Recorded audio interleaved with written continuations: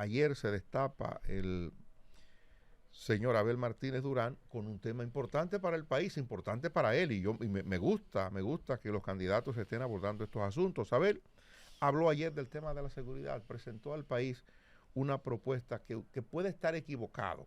Yo me voy, ni siquiera quiero entrar en analizar la propuesta de Abel, pero quiero compartir con el país lo que él propone en materia de seguridad. Y voy a leerlo. Está reseñado en los diarios, voy a leer lo que dice un diario. Es un conjunto de 10 puntos que él propone como solución para ayudar a combatir la delincuencia en el país. Dice en su primer punto, hace un planteamiento para crear un sistema de vigilancia 360 que se le va a llamar Ojos de Águila. Un segundo punto adelanta la creación de más de 200 nuevos destacamentos policiales y modernizar aquellos que lo necesiten. En el tercer punto, Abel Martínez busca crear una base de datos conjunta de distintas entidades para tener un solo sistema que contenga el registro de rostros, ojos y huellas dactilares. En un cuarto punto, se buscan implementar botones de pánico en zonas de mayor inseguridad que enviaría una alerta al ser presionados, caminos seguros e iluminados de los espacios públicos en el eje central en el quinto punto, mientras en el sexto se anuncia el desarrollo de cuerpos policiales especializados para tener un mejor rendimiento. En los puntos 7 y 8 se pretende fortalecer la cadena de custodia de pruebas de un delito y poner orden y control para el uso y porte de armas de fuego. Los dos últimos puntos, el 9 y el 10 de la propuesta en materia de seguridad del candidato presidencial del PLD, hacen referencia a la capacitación de jóvenes que deseen formar parte de la carrera policial, así como reconocer a los agentes de este cuerpo castrense con mejores condiciones laborales. Estas primeras 10 acciones necesitan de un liderazgo para ponerlas en marcha, necesitan de un gerente, necesitan de un plan, dice Abel Martínez. Y yo digo, tengo serias preguntas y cuestionamientos al plan sobre si alguna de estas cosas se hacen, sobre si algunas no se hacen, pero no quiero entrar en eso. Yo sencillamente quiero dejarlo en el sentido de que los candidatos se están preocupando por tratar los problemas de la gente. Y digo lo siguiente, es posible que el plan sea bueno, es posible que amerite de algunas revisiones o de otros aportes que pueden hacer los asesores de Abel Martínez en materia de seguridad que los tiene dentro del PLD. No es eso lo que quiero juzgar, porque ustedes recuerdan que el presidente Abinader en campaña antes de ser presidente presentó un plan, contrató a un experto internacional. ¿Y qué es lo que ha pasado en materia de seguridad? No mucho, o nada. Claro. Entonces, lo que quiero dejar en el ánimo de la gente que nos sigue es que me gusta el hecho de que los que aspiran a convertirse en presidentes de la República se estén preocupando por los temas fundamentales del país.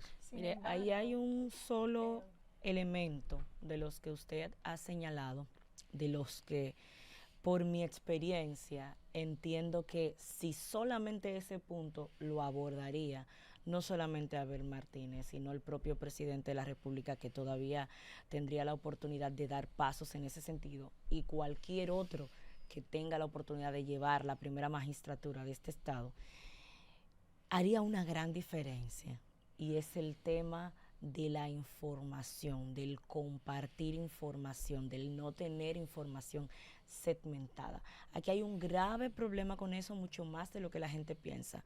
Recuerdo que uno de los primeros intentos que se hiciese en su momento de la Fiscalía del Distrito, teníamos unos temas para ver información para cruzar con la Junta Central Electoral y en ese momento también con el data crédito y demás, cuando se empezó Justicia 21, es un sistema que usa el Ministerio Público. La Junta lo primero que hizo fue pasar una factura, que para compartir en ese momento la información de la Junta Central Electoral se necesitaba desde el Ministerio Público pagarla. Entonces, imagínense por dónde vamos. El que el Ministerio Público tenga un registro que ha mejorado mucho, pero es un registro del Ministerio Público, que pueda ser exactamente el mismo de la policía, del investigador, de los organismos de investigación que están para justamente colaborar con el Ministerio Público en cualquier proceso, y que además se tenga el acceso a la tecnología suficiente para que todo el mundo pueda tener esa información. Eso sería un verdadero cambio. Y me parece interesante que se esté por lo menos poniendo en la mesa, ya sea para que él lo ejecute, no lo ejecute, ya sea para que el presidente Abinader lo tome en cuenta, para cual que sea de las opciones anteriores, pero independientemente de que hay temas ahí que ya se han ido trabajando, voy igual a pensar igual que como don Dani, no vamos a evaluar si está perfecto o no el plan. Lo importante es que haya uno, esperemos que los demás empiecen a presentar sus planes, pero ese solo punto para mí es bastante interesante. Sin embargo, yo quisiera agregar a esto que dice mi compañera Wendy y lo que dice nuestro director, don Dani. Yo quisiera poder retomar todo lo que he leído que está relacionado con la percepción o con las investigaciones de periódicos y medios internacionales. ¿Y qué dicen los medios internacionales de República Dominicana? Pues dicen lo siguiente, y lo voy a citar. La pregunta viene, ¿somos el mejor país de la región? Sin duda, República Dominicana es una excepción dentro de Latinoamérica en cuanto a la normalidad y la paz social y el crecimiento frente a una región que se debate en una crisis continua. Tenemos la dictadura de Nicaragua, donde hay un pueblo empobrecido. Tenemos la inacabable inflación de Argentina, que hoy día, desde mi perspectiva, esto lo digo yo, se debate entre más de lo mismo y un loco, porque básicamente ese es el escenario político de Argentina. Tenemos una crisis sin remedio de Haití. Tenemos la ridiculez de muchos de los países de Centroamérica en términos de extremos de ideología que también terminan empobreciendo más al pueblo. En el caso específicamente de El Salvador es un caso único, el mismo presidente se ha convertido en marca país. Entonces, ni hablar de la desesperanza de Venezuela y la crisis y desgracia eterna en que está sumergida Cuba. En ese sentido, los problemas de República Dominicana, educación, basura, el tema del transporte, el tema de seguridad ciudadana, dependen exclusivamente de una decisión política, porque el tema de la inflación, que lo he repetido varias veces, tomarlo como eje de campaña en el caso de la oposición, a mí me parece, esto también es una perspectiva personal, a mí me parece totalmente incoherente. No es cierto que el que llegue a ser presidente puede bajar alimentos cuando nosotros tenemos un Estado capitalista, no un Estado socialista. Entonces, la basura, el tránsito, la educación, la salud, la seguridad ciudadana son decisiones políticas que todavía el gobierno está a tiempo de mejorar, porque entiendo que la reforma policial apunta hacia la educación de nuestros policías, a rescatar ese honor y esa honra de servir al ciudadano, y por ahí deben andar los tiros, tomar todos esos recursos para educar. Y entiendo que la propuesta del señor Abel Martínez, que ha tenido una trayectoria muy loable y muy válida en Santiago, me parece también oportuna, me parece interesante que tome la seguridad nacional como algo relevante para su campaña, para su gestión de gobierno, porque nosotros además somos un país turístico con una ventaja competitiva en términos geográficos, la locación geográfica, pero ciertamente internacionalmente es el país que puede alardear de una normalidad dentro de países latinoamericanos que están en crisis de manera constante. Bueno, pues... Yo creo, Dani, que... Señor, sí. Y convencido estoy que es uno de los temas más importantes, la seguridad ciudadana. Y tú decías ahorita que el presidente de la República, estando en la oposición, invirtió de su bolsillo trayendo un asesor internacional. Y luego de eso, de intentarlo, le sacó los pies al tema. Porque él decía, lo dijo públicamente, el costo político de eso.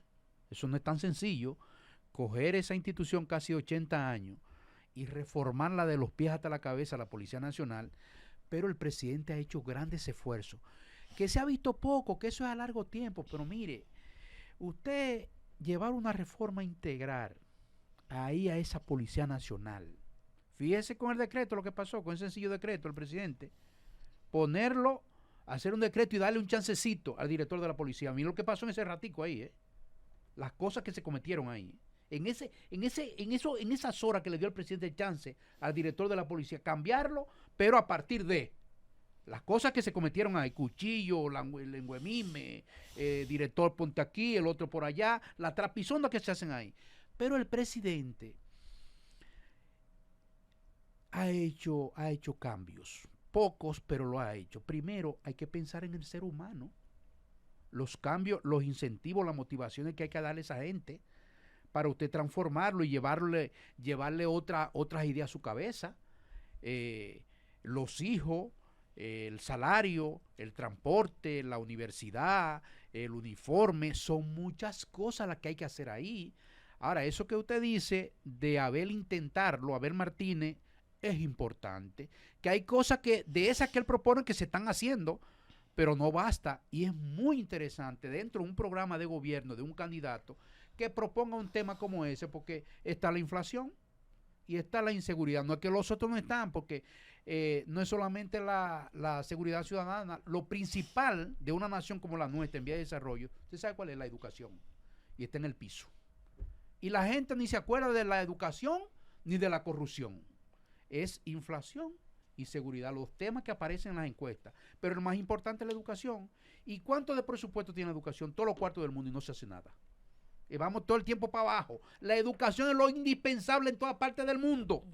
¿Y de qué estamos hablando? De la inseguridad y de la inflación. Por eso yo dije Lo que pasa es que a veces es difícil saber qué es más importante, si el huevo o la gallina. No, porque es que para tú tener la tranquilidad que amerita participar en un proceso educativo, en desconstruir lo que tenemos y tener mejor ciudadanía, también la seguridad es importante.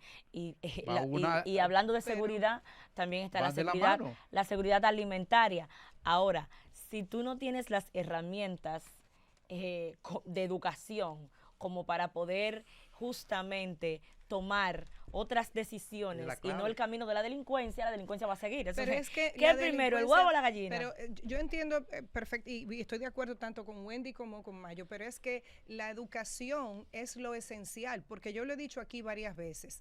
Primero, uno es persona, no solamente en formación y en conocimiento, la educación de valores, la ética, la integridad. Como consecuencia de esa formación y de esos valores, usted hace. Es decir, a Wendy la formaron en su hogar, ella decide estudiar Derecho y producto de su trabajo, ella tiene como consecuencia el patrimonio material. Pero como aquí lo primero es tener. Usted tiene que tener primero, tener una cuenta que tenga dinero o dinero en efectivo, usted tiene. Entonces, después que usted tiene, entonces usted es valorado. Y después que usted es valorado, entonces usted es. Y después que ya usted buscó un atajo, porque lo único que a usted le interesan son las marcas, los tenis, el carro, para usted ser persona, entonces usted busca un atajo. ¿Y cuál es el atajo?